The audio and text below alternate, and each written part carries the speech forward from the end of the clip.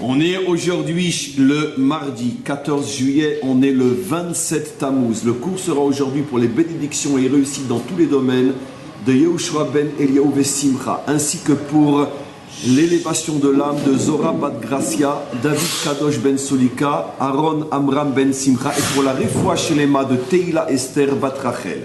Alors, comme on l'a annoncé hier, à cause du décalage qu'on n'a pas donné cours dimanche, on reprend, parce que ça a été très demandé, on reprend malgré tout notre cours sur les Gilgulim. On fait un bref résumé où on était arrêté pour pouvoir continuer. On avait donc expliqué à travers les parents, Yitzhak et Rivka, et les enfants, Esav et Yaakov, on avait donc expliqué comment finalement le lien secret entre les parents et les enfants.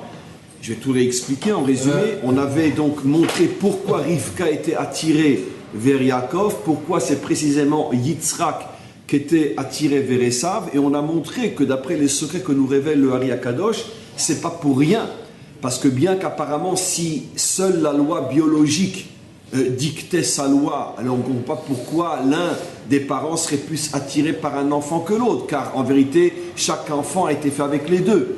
Mais dans la mesure où l'essentiel de la vie n'est pas dicté par les lois biologiques, mais par les lois psychologiques et surtout spirituelles, et qu'au niveau de ces lois-là, les mécanismes se passent différemment que ceux qui sont au niveau du corps, différemment c'est bien de parler, parce que même au niveau des corps qui se rencontrent, il y a des fois le côté masculin qui est dominant, le côté féminin, mais peu importe.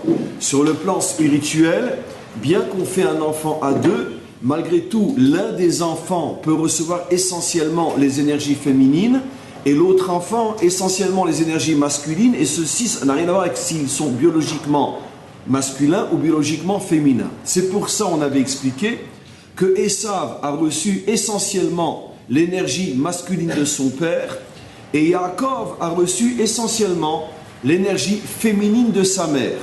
Et qu'est-ce que nous révèle le Ari Akadosh? C'est que l'énergie masculine, dans la mesure où le masculin, sa nature c'est l'extériorité, il sort de la maison pour aller travailler, pour aller conquérir le monde, pour aller faire des guerres. Le masculin réel, c'est l'homme de la conquête, c'est l'homme qui part à l'extérieur. Automatiquement, Esav, recevant la nature du père, va être appelé dans la Torah Ish Sadeh, c'est l'homme qui est dehors, c'est le conquérant, c'est le civilisateur. D'ailleurs, on avait expliqué que même son père avait été appelé Ish Sadeh, sauf que son père sortait dans les champs pour aller conquérir le monde d'en haut, comme il est dit, Vayetze Yaakov Basadeh la Souar. Il sortait lui aussi dans les champs, mais pour prier.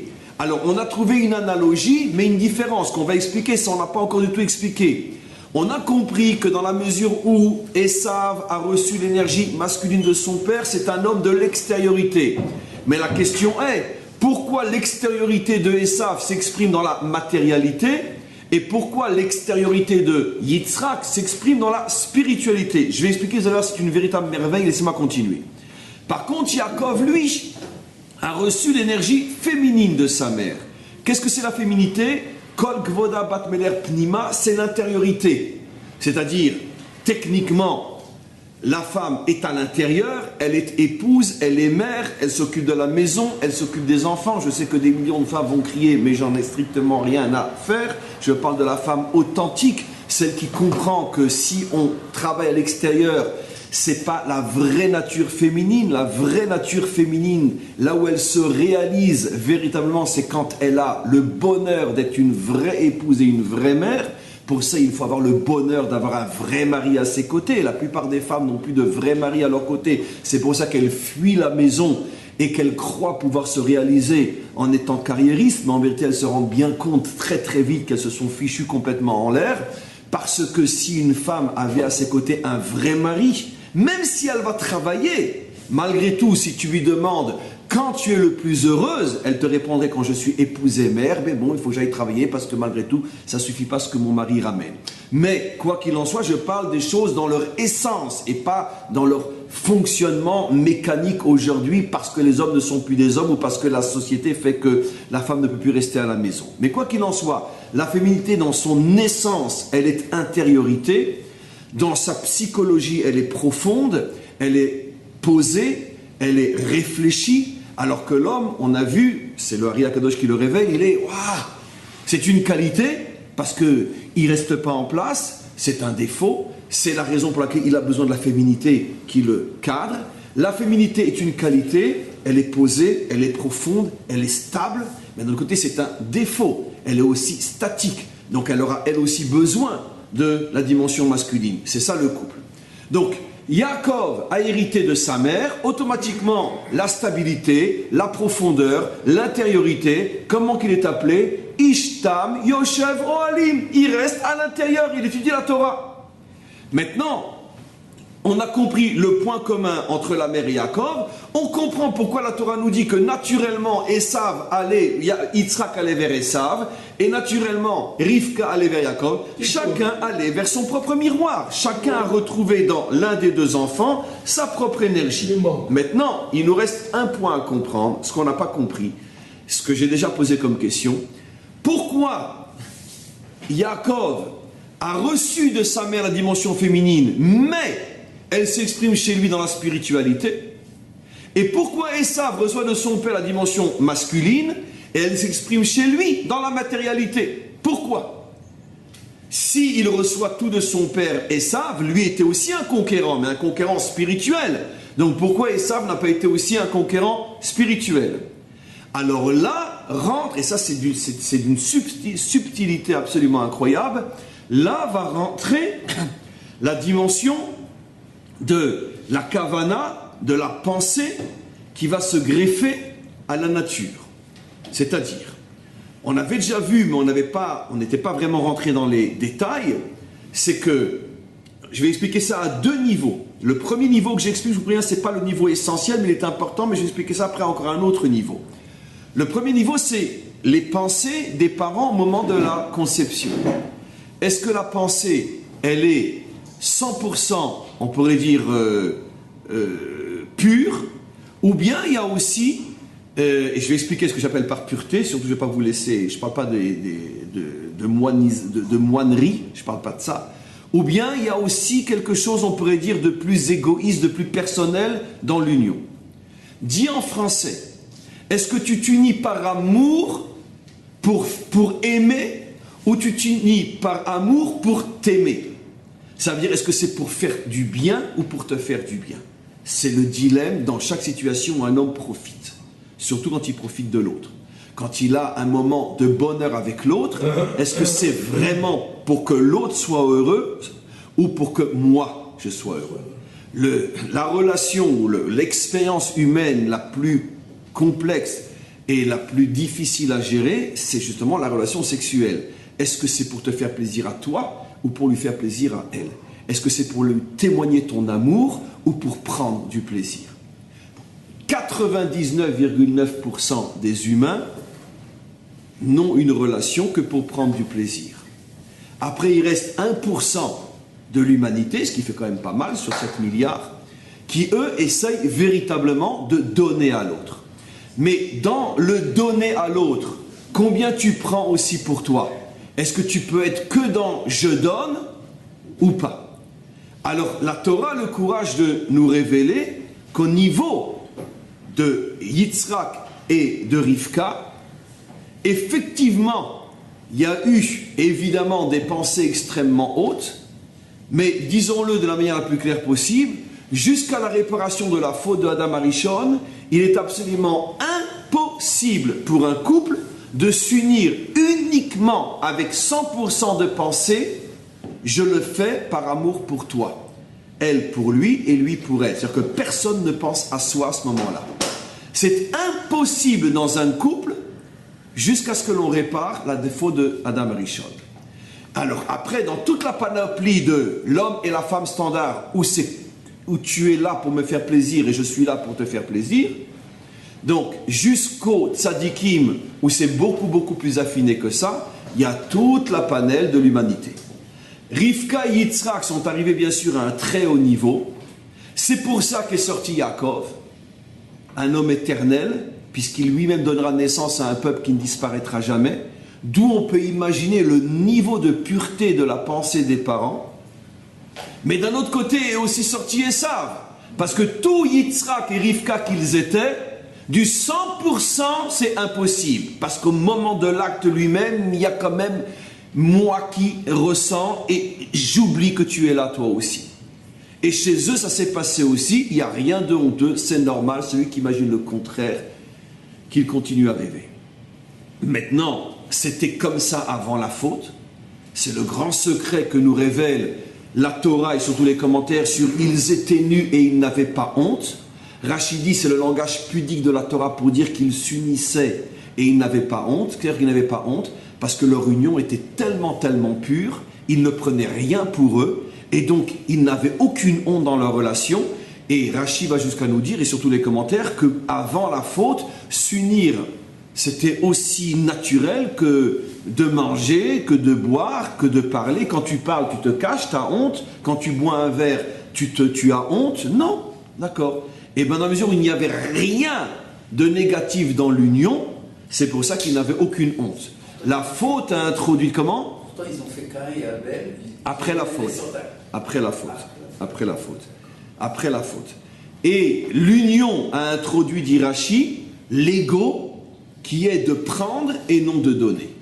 Et donc à ce moment-là, l'union sexuelle est devenue l'une des choses qui fait le plus honte à l'homme.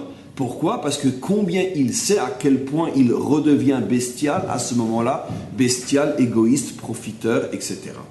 Donc la faute a introduit cette notion-là. La faute, bien sûr, n'a pas été réparée, donc il n'y a aucun risque qu'on puisse trouver un couple parfait dans ce domaine-là, mais ça tend vers.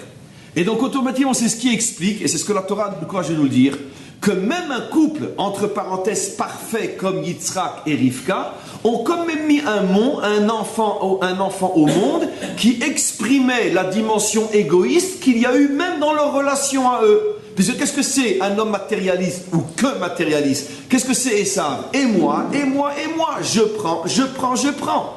D'où lui vient ce caractère de je prends, je prends, je prends? Parce que pendant une fraction de seconde, quand Yitzhak était avec Rivka, Yitzhak a oublié Rivka et Rivka a oublié Yitzhak. Et donc automatiquement, ça a créé un être qui lui va être l'expression de et moi, et moi, et moi. Maintenant attention, il va falloir comprendre pourquoi le côté négatif est parti chez Esav et pourquoi le côté positif est parti chez Yaakov. Ce sera très facile à expliquer. Donc vous avez compris comment ça fonctionne. Maintenant attention, attention, attention, attention. On a déjà expliqué des milliards de fois que même quand on parle et quand on dit ce que l'on dit, ne pas comprendre de là qu'il y a un déterminisme. Il n'y a pas de déterminisme. En ce sens que pour chaque situation dans laquelle l'homme se trouve, il reçoit les forces contraires, positives, qui vont lui permettre de réajuster la situation. Si Hachem a décidé que tel enfant sera de père alcoolique et de mère prostituée, c'est évident qu'il va recevoir dès le départ des forces qu'un autre beaucoup plus standard n'aura pas. Force pour réussir. On a l'exemple dans le Talmud d'un des plus grands maîtres du Talmud, qui était l'enfant d'une mère juive violée par un barbare qui avait violé. Donc on imagine dans quelle situation cet enfant s'est fait. Il est quand même sorti l'un des plus grands maîtres du Talmud. Pourquoi? Parce qu'on aurait pu imaginer que, surtout maintenant avec ce qu'on commence à comprendre du Ria Kadosh, l'importance de la pensée au moment du rapport, un enfant qu'on ne veut surtout pas, qui est l'enfant d'un non-juif barbare qui viole une juive, vous imaginez, on se serait dit, mais alors comment qu'il va sortir celui-là? L'un des plus grands maîtres du Talmud. Donc, il y a, oui, une direction donnée, mais il n'y a pas de déterminisme dans la direction. Parce que quand Hachem voit qu'une âme va naître dans des conditions difficiles comme celle-là, il la dote de force bien au-dessus du standard. Donc personne n'a d'excuse. C'est pour ça que si Esav avait réussi, il serait devenu beaucoup plus grand que Yaakov, comme on le sait. Et c'est pour ça que, comme vous le savez, j'ai déjà dit 1 milliard de fois, finalement, en fin d'histoire, c'est qui le Esav réussi? C'est le Mashiach lui-même. Le Mashiach est un Gilgoul de Esav, comme on le sait, puisque Esav est un Gilgoul de Caïn, et le Mashiach est un Gilgoul de Caïn aussi. Donc, quoi qu'il en soit, malgré tout, il y a une direction donnée à cet enfant. Esav va être un matérialiste, un conquérant comme son père, mais lui un conquérant dans la matière parce qu'il est passé quelque chose de... Parce que quand Yitzhak et Rivka se sont unis, il y avait un mélange de pensées, d'accord? Je t'aime mon amour, je me fais plaisir. Et donc, il y avait ces deux pensées en même temps. Et donc, automatiquement, une partie de la pensée a été prise par Yaakov, il va devenir un être très spirituel. Une partie de la pensée va être prise par Esav, il va devenir un être plus matériel. Maintenant, il nous restait une question encore. Comment se fait-il que c'est Esav qui reçoit la dimension paternelle, qui prend aussi la dimension matérielle? Comment se fait-il que c'est une véritable science ce qu'on est en train d'étudier maintenant. Moi, c'est une science. On pourrait un jour créer même une université de sciences spirituelles. Un jour, il y a plein des doctorats de sciences spirituelles, de vraies sciences spirituelles. Parce que c'est une science. Et donc, pourquoi c'est Esav, Yaakov, le féminin, qui reçoit la dimension spirituelle de la marche? C'est-à-dire qu'il y avait une pensée qui était double, un côté pour elle et un côté pour moi.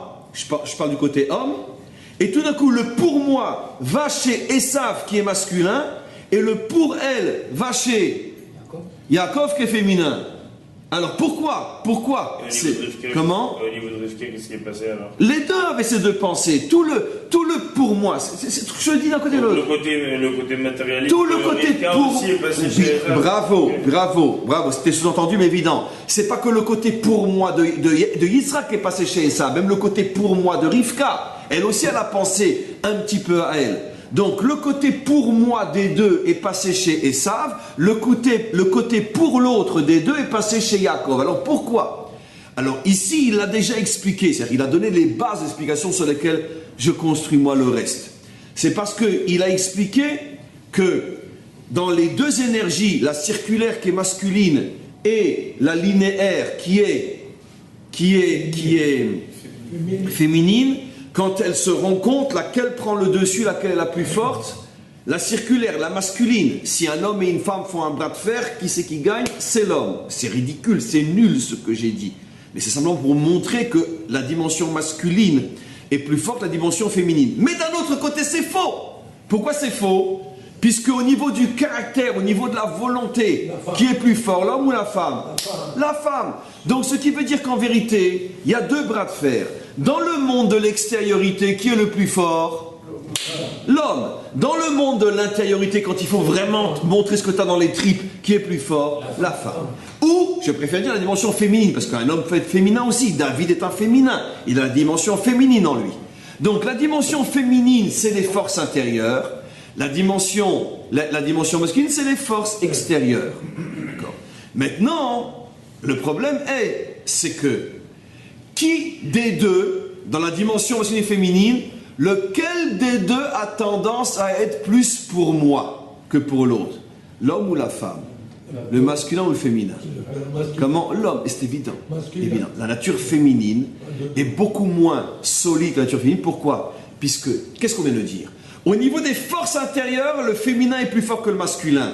Au moment de la relation, ce dont tu as besoin pour ne pas être égoïste, c'est les forces du muscle ou les forces de l'âme? C'est les forces de l'âme. Au niveau des forces de l'âme, la femme est beaucoup plus forte. Donc la femme, elle peut beaucoup plus tenir la pensée pour mon mari que pour moi. L'homme, c'est beaucoup plus difficile. Parce que l'homme vit le plaisir différemment de la femme. Donc lui, beaucoup plus vite, il sombre dans l'égoïsme. Donc la dimension masculine est beaucoup plus fragile que la dimension féminine au niveau du pour moi et du pour toi. Et c'est pour ça que que quand Esav va donner sa dimension masculine à Esav, le côté aussi égoïste masculin est passé chez Esav. Tandis que quand Rivka a donné sa dimension féminine à Yaakov, et comme la féminité est moins égoïste que l'homme, automatiquement, lui, Yaakov, il a reçu beaucoup moins d'égoïsme, et c'est le côté spirituel qui a pu prendre le dessus, au niveau des natures, je parle. Vous comprenez comment ça fonctionne?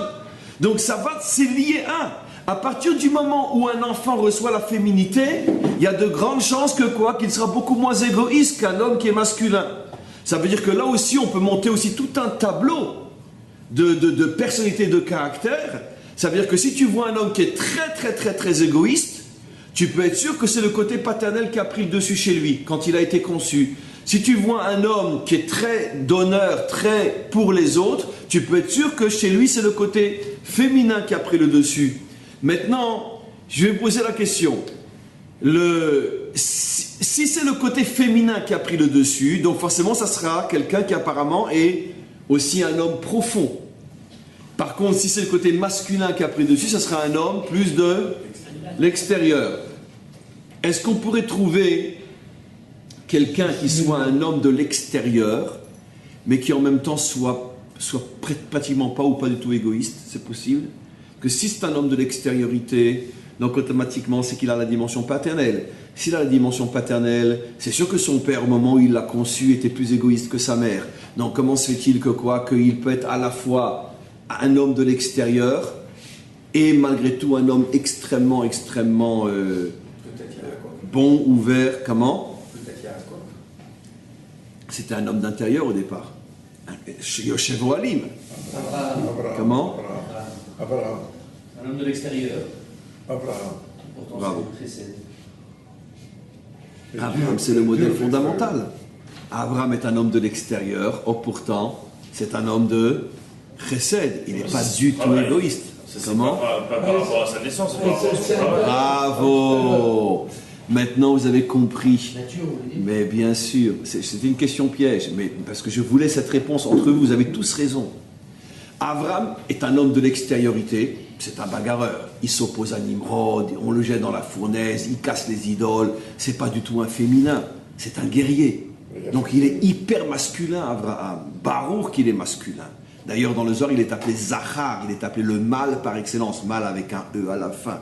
Mâle-E, très bien. Il est appelé le mâle par excellence. Zachar, c'est pour ça qu'il a reçu la Brit Mila qu'on fait à l'endroit de la masculinité. Zachar. Yimol lachem kol Zachar, le Zachar. Comment se fait qu'il est chesed? Mais c'est justement ça, c'est ce que je vous apporte comme point. En vérité, qu'est-ce que nous révèlent nos maîtres? Abraham est né avec une nature de chesed? Mais pas du tout, vous le savez, j'ai expliqué 1000 fois. Lui, c'est un homme de chesed, il rentre chez son père, il lui fout 1 million d'euros en l'air, en brûlant toute son usine, d'accord? Après, il va chez Nimrod, il dit, je te casse la figure, j'ai pas peur de toi. Il va près de la tour de Babel et il fait ses besoins à côté. C'est pas de moi, c'est dans le Midrash. Hein. Il allait faire pipi sur la tour de Babel. Comment? Donc c'est un bagarreur, c'est un guerrier, c'est pas n'importe qui. Après il va, il vient, il traverse le monde, il va en Israël, il construit des hôtels partout, il proclame le nom d'Hachem, c'est un conquérant. Donc comment qu'il a cette nature de chesed? Mais parce que justement, sa vraie nature, c'est une nature de djinn. Mais tout son travail, ça a été de prouver justement que l'homme doit dépasser sa nature. Et ça c'est la shlemout, ça c'est la perfection.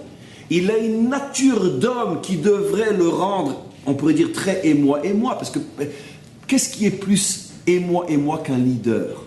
Or un leader, c'est pas quelqu'un qui reste à la maison, un leader c'est par définition quelqu'un qui est tout le temps dehors, puisqu'il dirige qui? Il dirige le monde, donc il faut être un homme de l'extériorité. Or quels sont les plus grands orgueilleux, les plus grands égocentristes de la terre? Les leaders. C'est ce que disent nos maîtres. Arabanut koveret et baalea. Un homme de pouvoir est enterré par son propre pouvoir. Pourquoi? Parce qu'il sombre dans l'orgueil, dans la dictature. Le chidouche d'Abraham, c'est que s'il n'avait pas trahi sa nature, il serait peut-être devenu un grand dictateur. Le chidouche d'Abraham, c'est qu'il a compris que quoi, qu'il doit transformer sa nature, et donc justement il est devenu un homme de chesed. Mais n'oublions pas ce que dit le verset. Titen chesed le Abraham. Tu as donné toi, Hachem, le chesed à Abraham, ça veut dire que c'est dans sa relation avec Hachem, dans son service divin, qu'il a obtenu le chesed. Oui. Yaakov fait le chemin inverse. À la base, il est chesed, il est féminin. Et puis après, il se bat contre l'ange, il se bat. Bravo. Et il va devenir masculin. Et quelle est la première étape fondamentale que Yaakov montre qu'il n'est pas changé de nature? Lorsque il met les habits de son frère. Donc, avant d'aller plus loin, qu'est-ce qu'on voit? Tous les personnages bibliques qui ont réussi sont des hommes qui ont compris qu'il ne faut pas rester enfermé dans sa nature. Abraham, l'homme du djinn, est devenu l'homme du chesed. Jacob, le féminin qui sort pas de sa maison, qui sort pas plutôt de la maison d'études, devient un bagarreur. Et le symbole du changement de nature de Jacob, c'est l'habit qu'il va porter. Maintenant, tous les autres, comme Esav et comme tous les autres qui viendraient et diraient à Hachem, mais qu'est-ce que tu as voulu, qu'est-ce que tu veux de moi? C'est moi qui ai hérité de toutes les mauvaises choses. Hachem lui dit quoi? Tu ne pouvais pas changer de nature. Regarde ce qu'Avram a fait, regarde ce que Yaakov, ton frère, a fait. Yaakov était un petit tendre, Ish Chalak, un homme qui n'était même pas poilu, c'est-à-dire il avait même une peau efféminée. Et quel est le symbole du changement de nature? Il va porter les habits de peau de son frère. Voilà, moi l'efféminé, voilà, je vais devenir un vrai viril. Ça veut dire quoi, décoder? Ça veut dire l'homme a la possibilité, donc le devoir de changer sa nature. Juste, je vais terminer parce qu'après je vais oublier. Après il y aura les questions. Juste laissez-moi terminer. Maintenant, c'est quoi le symbole, mes amis, dans le cadre de ce cours? De prendre l'habit. L'habit, c'est le lévouche. Le lévouche que Esav avait reçu de Yitzhak, maintenant c'est Yaakov qui le récupère. Qu'est-ce qu'on avait dit? Yitzhak a donné à Esav le lévouche du masculin. Puisque c'est surtout la partie masculine de Yitzhak qui est rentrée chez Esav. Donc Esav est un masculin. On ne parle pas des âmes, on ne parle que des lévouchim. Yaakov, lui, il a reçu le lévouche de sa mère. C'est ça le symbole, il n'est pas poilu, il n'a pas de poil. Ça veut dire qu'il est féminin, même jusque dans son être. Chacun a reçu le lévouche de l'autre, masculin, féminin.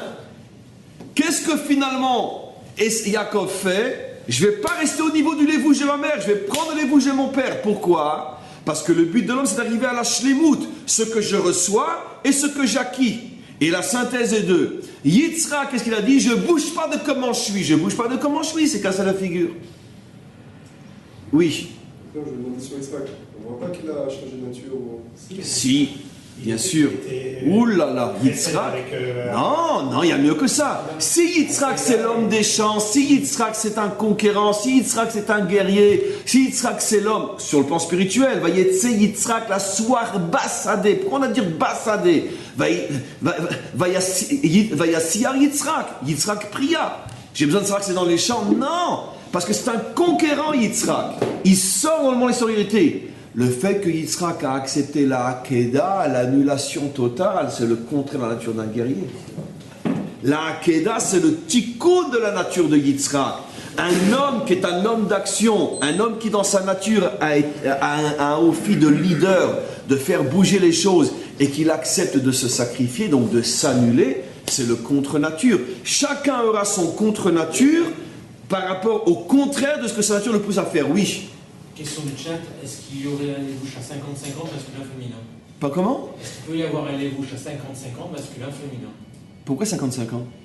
Ah, 50-50. C'est la perfection.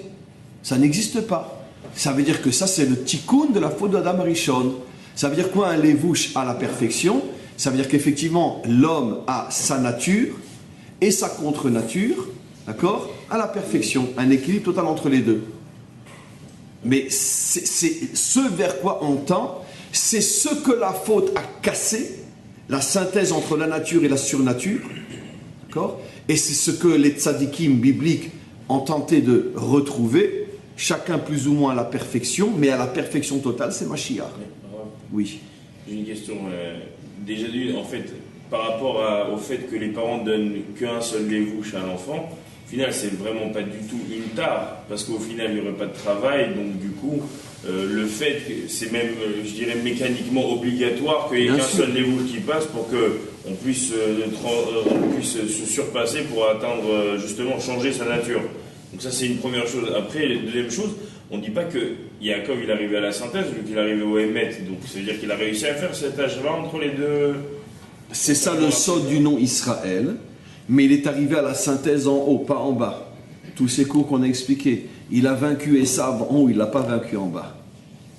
Ça veut dire que sa victoire contre l'ange reste une victoire spirituelle, mais non terrestre. Ça veut dire qu'il a commencé le combat, il a réussi, il a vaincu, mais en haut, et maintenant il faut le faire descendre en bas. Un exemple dans la vie de tous les jours, tu as compris quelque chose, tu as pris conscience, tu es déterminé, tu vas le faire, il n'y a plus aucun doute, parce qu'au préalable, tu avais un long combat, oui, non, oui, non, oui, non, oui, non, oui, non, oui, c'est fini, j'aurais pris ma décision. Très bien, oui, premier combat gagné, maintenant fais-le. Il y a un deuxième combat qui commence. La victoire de Yaakov contre l'ange, c'est la victoire en haut. Ça veut dire qu'il n'a plus peur. Il a vaincu ce que représente Esav. Il sait qu'il est plus fort que Esav. Maintenant, il faut le réaliser dans l'histoire. Donc, ça veut dire que c'est toujours le même problème. C'est que la réalisation finale de la synthèse totale des deux Levushim, c'est au niveau de... Voilà. Donc, on a compris quand même énormément de choses, mais quoi qu'il en soit, maintenant on peut introduire le cours de ce matin, puisque finalement, c'était pas seulement un résumé, mais c'était vraiment une vraie conclusion de tout ce qui a été dit jusqu'à maintenant, pour aller un petit peu plus loin. Rappelez-vous que tout ce qu'on a dit jusqu'à maintenant, bien sûr, c'est au niveau des Levushim. Pour introduire à nouveau le cours qu'on va commencer, rappelez-vous que le fait que le père donne un Levush et la mère donne un Levush, donc ça crée un lien énorme entre les parents et l'enfant, au point que vraiment Yaakov est le fils de Rivka, et Yitzhak et Esav est le fils de Esav, Esav est le fils de Yitzhak, pas seulement biologiquement, mais lévushiquement parlant. Ce lien-là est uniquement au niveau des Levushim, mais pas au niveau des âmes. Rappelez-vous, maintenant on revient à 3-4 semaines en arrière, les âmes ne sont pas du tout données par les parents. Ce qui veut dire qu'il n'y a aucune garantie que l'âme de mes enfants appartient à la même famille d'âmes que moi, c'est-à-dire que l'âme des enfants est l'âme des parents. Ça peut être des familles d'âmes qui n'ont rien à voir les unes avec les autres. Et donc, donnons un exemple simple. Même dans le bien, il n'y a rien de péjoratif. Est-ce que Yitzhak et Abraham avaient la même âme, je parle la même famille d'âmes? Non. Pourquoi? Parce que l'un est Chesed et l'autre est Gvura. Donc, ce n'est pas des mêmes Shorashim. Dans l'arbre séphirotique, tout ce qui est Chesed est à droite, tout ce qui est Gvura est à gauche. Donc, ce n'est pas la même famille d'âmes. Donc, tu vois bien que le père peut engendrer un enfant qui est peut-être très proche de lui dans énormément de choses. Donc, physiquement, ils étaient très proches, puisqu'on dit que tout celui qui voyait Yitzhak savait que son père, c'était Abraham. Caractère, Messirut Nefesh, spirituel, tout ce que tu veux. Mais racine d'âme, non. L'âme n'est pas donnée par les parents. On peut, Hachem décide, et ça c'est en fonction d'une science dont seul lui a le secret, Hachem décide que dans tel parent, on peut donner des enfants de même famille d'âme, ou non. Le Levush, forcément passe par les parents, mais pas par l'âme. Mais pas l'âme. Alors maintenant, regardez, on va reprendre. On est toujours au début du 10e chapitre. Si c'était une science, oui. Ça reste quand même un calcul savant. Oui. Si c'est un calcul savant, ça veut dire qu'il y a quand même des règles dans ce calcul savant. Barour. Donc, Hachem, il ne fait pas forcément ce qu'il veut dans ces règles. Ah non, pas du tout.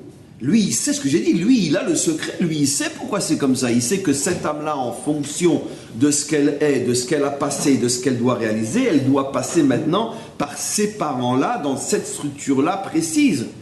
Bien sûr, c'est une véritable science. J'ai aucun doute que le Ri HaKadosh, il connaissait cette science-là. Et il n'a sans doute pas été le seul. Rajibi, n'en parlons pas. Mashiach, n'en parlons pas.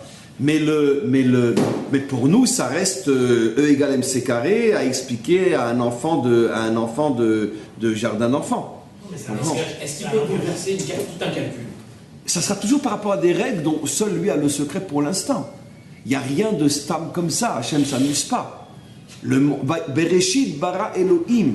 Le monde a été créé selon le principe de la rigueur et de la loi. Elohim, c'est la loi, comme on le sait, parce que les juges sont appelés Elohim. La création est régie par des lois. Même Hachem ne fait pas ce qu'il veut.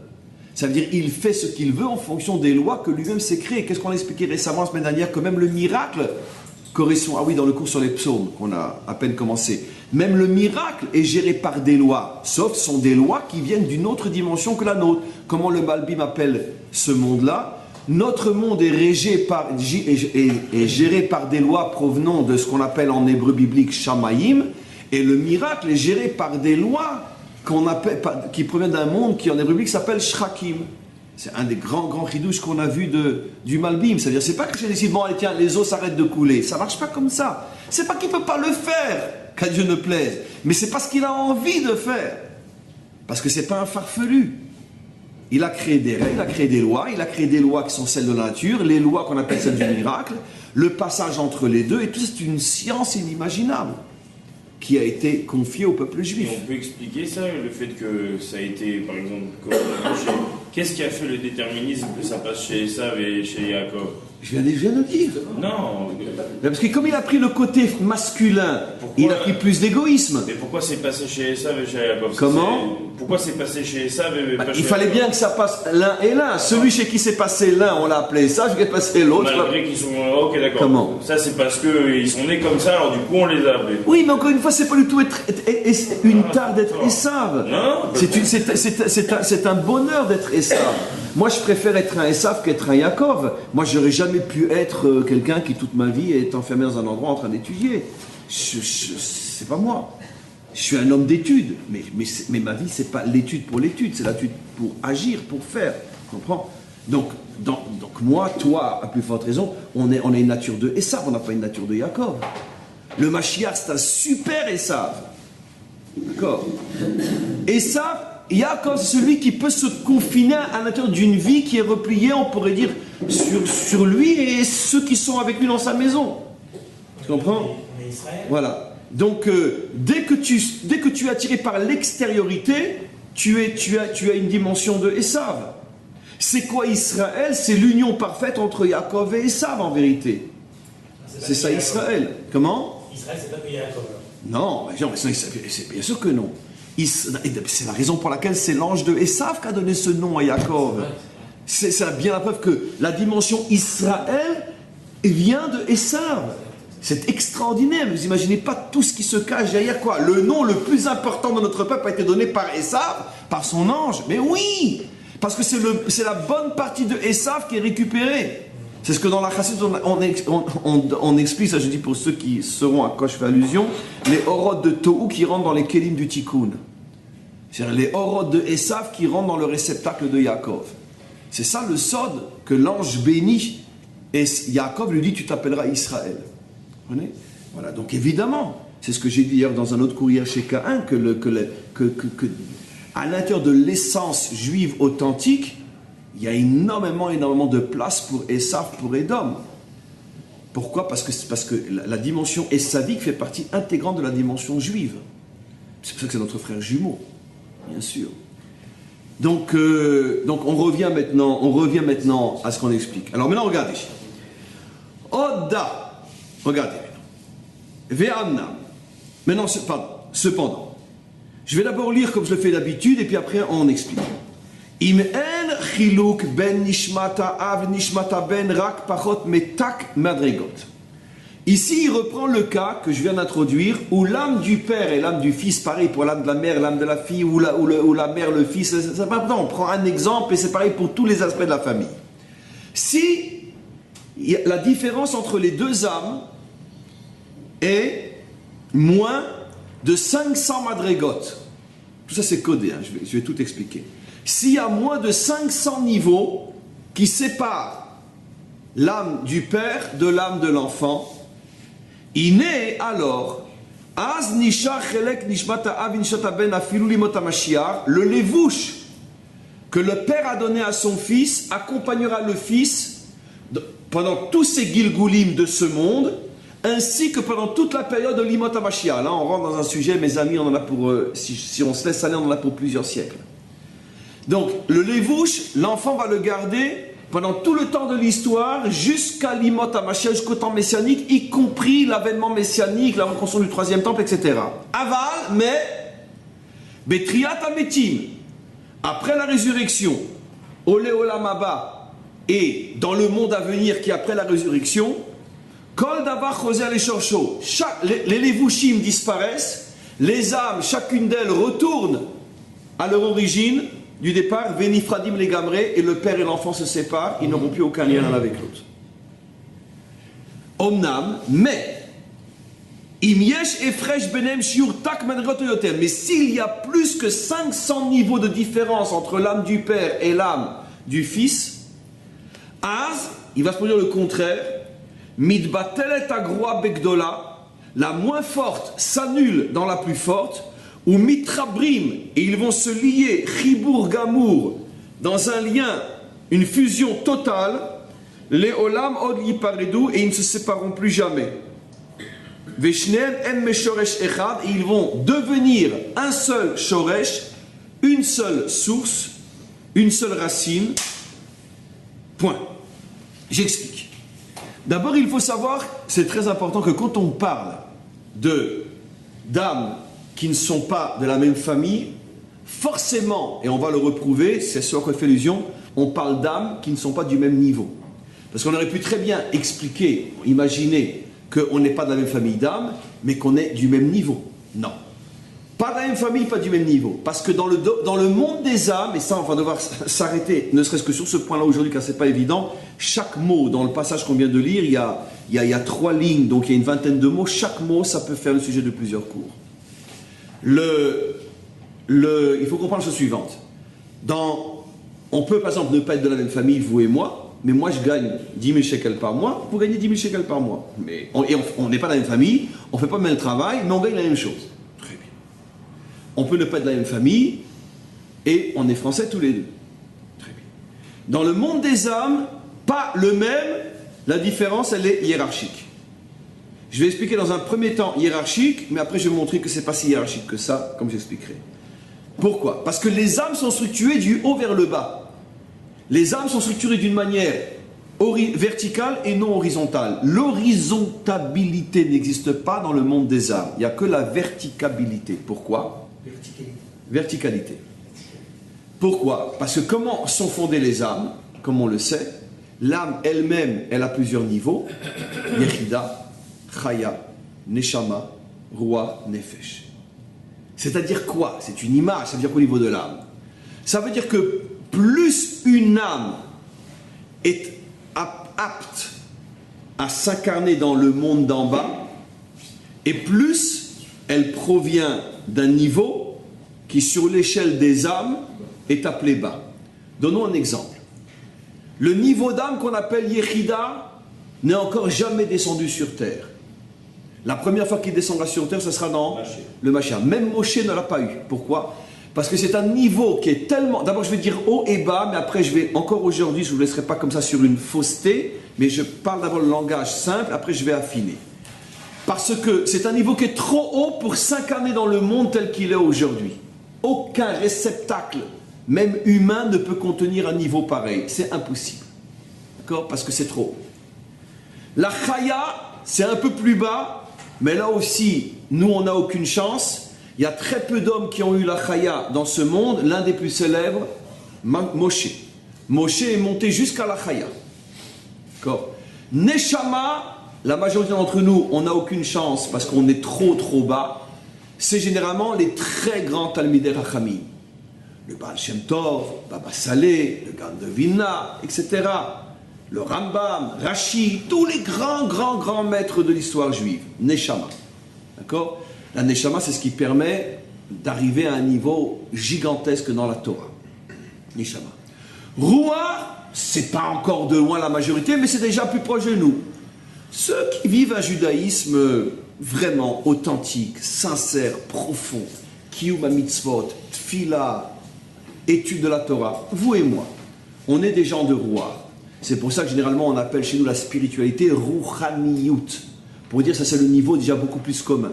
On a tous du Ruach, on n'a pas forcément le même. Mais le simple fait que vous venez à un cours comme celui-là, ça prouve que vous êtes des gens du Ruach. Sinon, ça vous saoulerait. Très bien.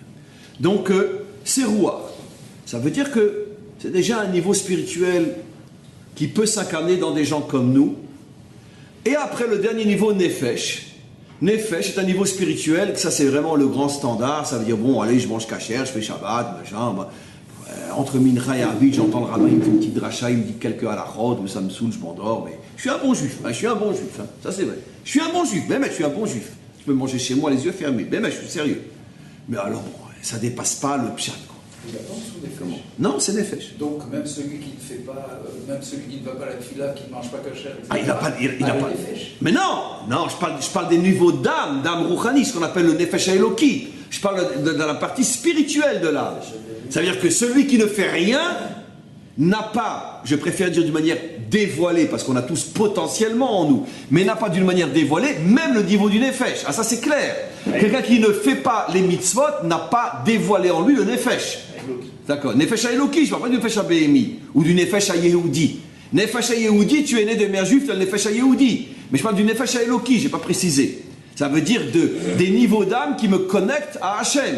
Le premier niveau qui me connecte à Hachem, c'est de manger kasher et de faire Shabbat. Si je fais même pas ça, où je suis connecté. D'accord, je ne suis pas connecté. Donc, ça c'est les 5 niveaux. Donc on voit que moins le niveau est haut, et plus il peut s'incarner dans un homme bas. Parce que celui qui n'est juif que parce qu'il mange kasher et qui fait Shabbat, c'est le juif hyper standard. Celui qui étudie la Torah, qui prie avec Kavana, etc., c'est déjà un peu moins standard, c'est Rouar, c'est vous et moi. Celui qui est un très grand Talmid Chacham, c'est encore moins standard, c'est Neshama. Celui qui est déjà un des géants de l'histoire humaine, en tout cas de l'histoire juive, c'est Moshe, c'est Chaya. Et celui qui délivre le monde, c'est Yechida, c'est Mashiach. Donc on comprend qu'il n'y a pas d'horizontalité dans les Neshamot. Parce que si tu as une âme de Chaya, tu es forcément plus grand que moi si j'ai une âme de Rouar. Sur le plan spirituel, je parle.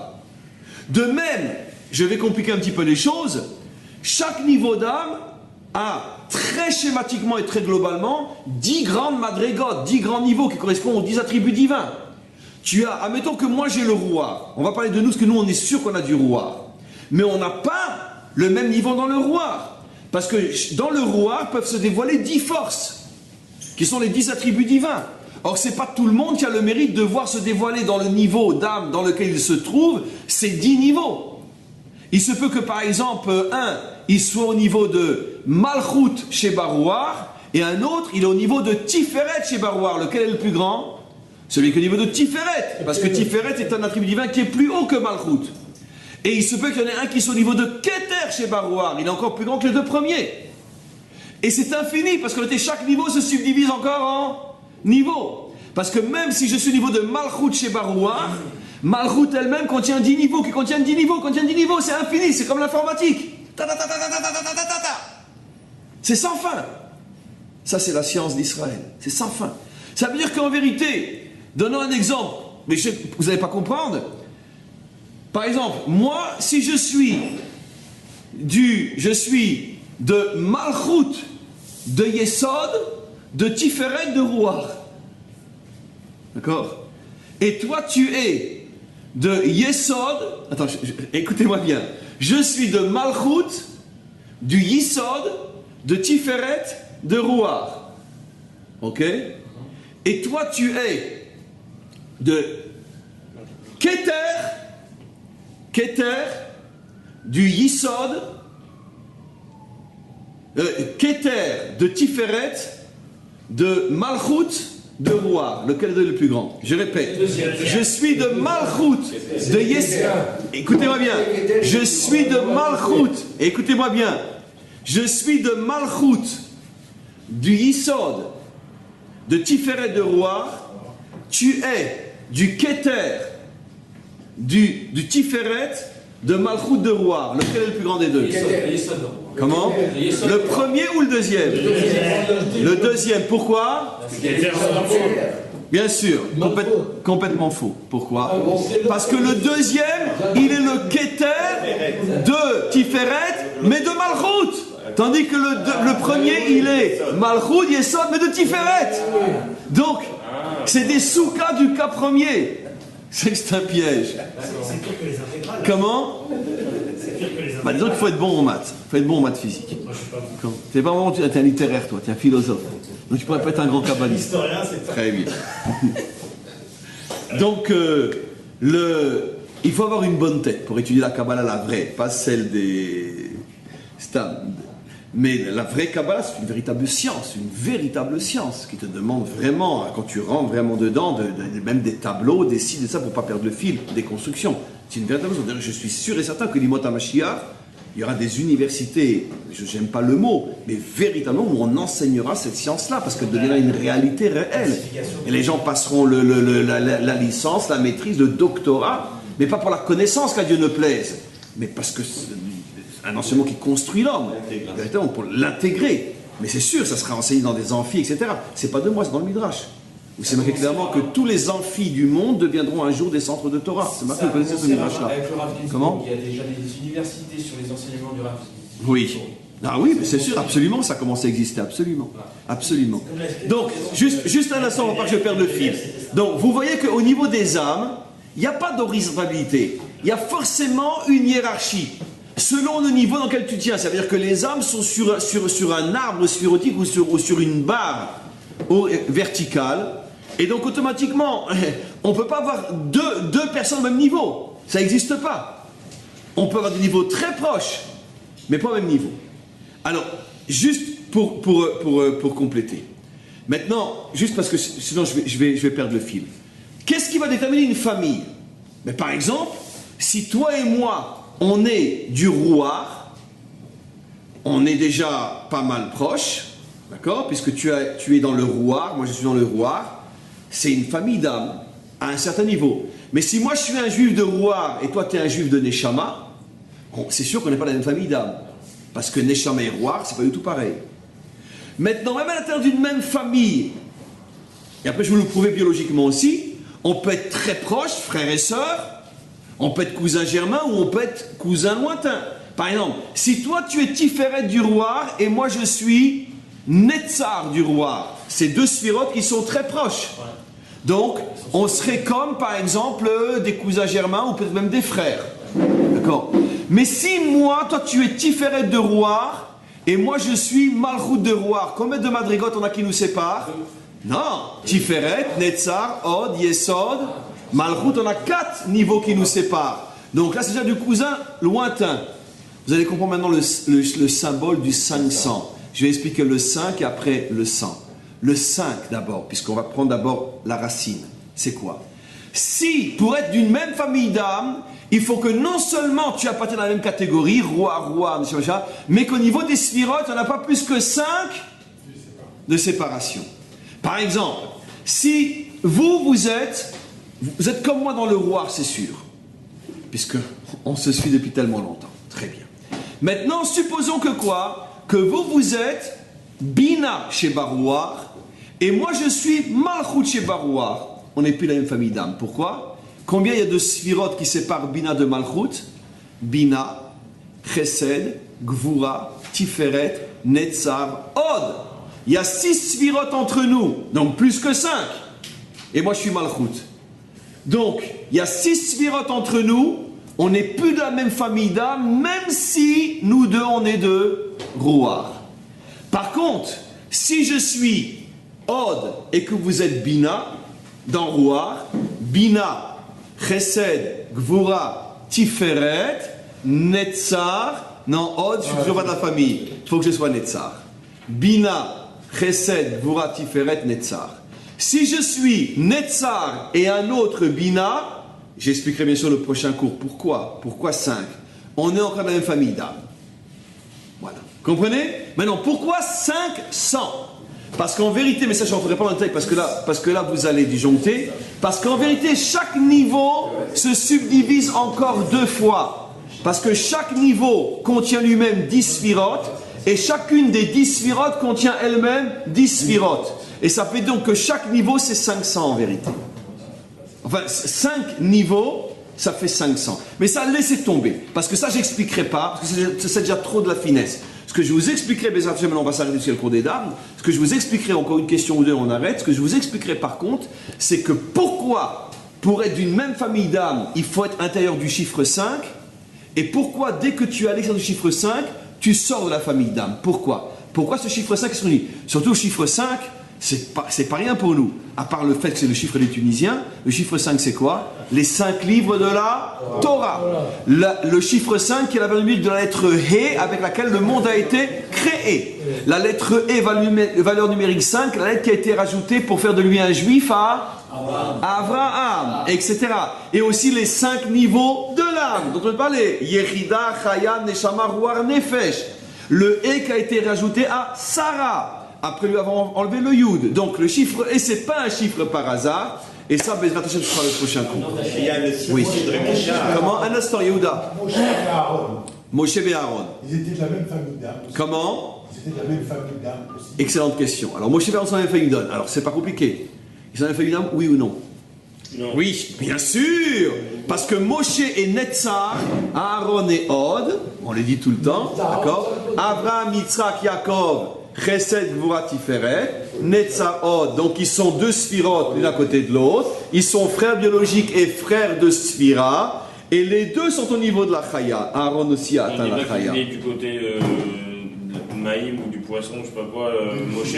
Ça n'empêche rien. On peut être des cousins germains et avoir beaucoup de différences entre nous. On peut être des frères, avoir beaucoup de différences dans les mêmes familles d'âme. Là aussi, je comprends ce que ta question cache. Attention, là, il faut terminer le cours sur ce point-là, parce que c'est grâce à sa question. Le lévouche détermine le caractère. L'âme familiale définit où tu te trouves sur le plan spirituel. On peut avoir une même famille d'âmes, mais être très différent parce qu'on a des lévouchim différents. Mais le lévouche, c'est pas l'âme.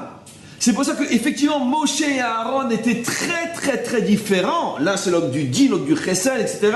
Un, il est Rodef Shalom, l'autre, il laisse rien passer. Parce qu'ils avaient des lévouchim très différents, donc des caractères très différents. Mais sur le plan spirituel, Moshe et Aaron, Bekohanav, ils servent Dieu de la même manière. Bekohanav, Kohan dans le sens de service. Ils ont le même service divin par rapport à Hachem. Comprends? Donc, il faut commencer à s'habituer à comprendre qu'il y a deux choses qui n'ont rien à voir l'une avec l'autre. Le caractère qu'on reçoit des parents et l'âme qu'on reçoit d'Hachem. Hachem peut mettre deux âmes dans deux enfants qui sont d'une même famille d'âmes avec des caractères l'un et l'autre à l'extrême opposé parce que les lévouchim ont été déterminés par les parents. De même, on peut très bien supposer des enfants qui ont le même caractère, c'est très rare, mais des enfants qui sont vraiment copies conformes. Donc, ils ont l'air très proches, mais en vérité, au niveau des âmes, c'est pas du tout la même famille d'âmes, parce que les âmes viennent d'Hachem, le lévouche vient des hommes.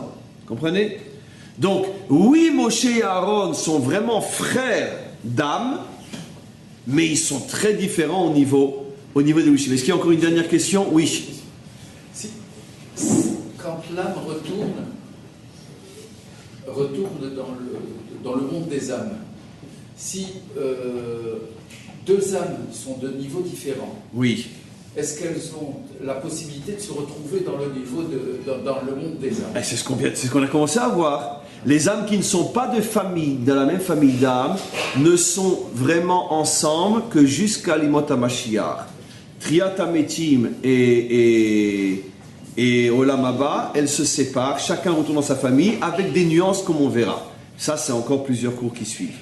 Mais donc la famille d'âme va déterminer d'une certaine manière la vraie famille éternelle.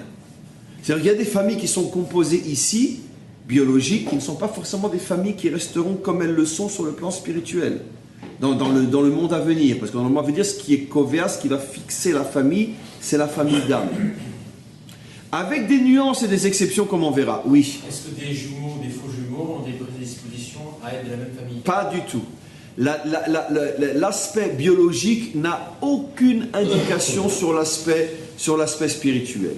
C'est-à-dire que, j'oserais presque dire que c'est l'exception à la règle qui infirme tout ce qu'on dit toujours. Qu'est-ce qu'on dit toujours? Que le monde d'en bas est le miroir du monde d'en haut. Alors c'est une règle qui est vraie dans tous les cas, à l'exception de quelques petites exceptions, dont l'une des plus grosses c'est celle-là. La dimension terrestre, qui est le caractère, la nature, le physique, etc., n'est pas du tout le miroir de la dimension spirituelle. Oui. On pourrait expliquer alors que quand on a deux jumeaux dans le même ventre de la mère, Oui. a priori ces deux âmes-là ont été conçues au moment où le rapport entre l'homme et la femme ont été donc les mêmes pensées. Non, pas nécessairement, parce que c'est ce que j'ai expliqué. Je l'ai dit tout à l'heure, mais je sais que c'est des notions qu'il faudra redire et redire et redire. Des jumeaux se font donc à la même seconde, par définition. C'est la même semence. C'est la même millionième de fraction de seconde. On est d'accord. Donc, ça devrait être les mêmes sur le plan nishmatique. Non. Parce que dans la même fraction de seconde, se mélangeaient deux pensées au même moment. Je l'ai expliqué. Ça veut dire que les parents pensent à la fois à l'autre et à eux-mêmes. C'est indissociable dans une relation aujourd'hui. Donc, au niveau de la pensée, il y a une balance. Et cette balance va après faire qu'au niveau des parents, c'est une seule pensée, mais au niveau des enfants, ce sont des jumeaux, ils sont deux. Elle risque, cette pensée, de se séparer après en deux. Et l'un enfant va prendre une partie, et l'autre enfant va prendre l'autre partie. On s'arrête là pour aujourd'hui.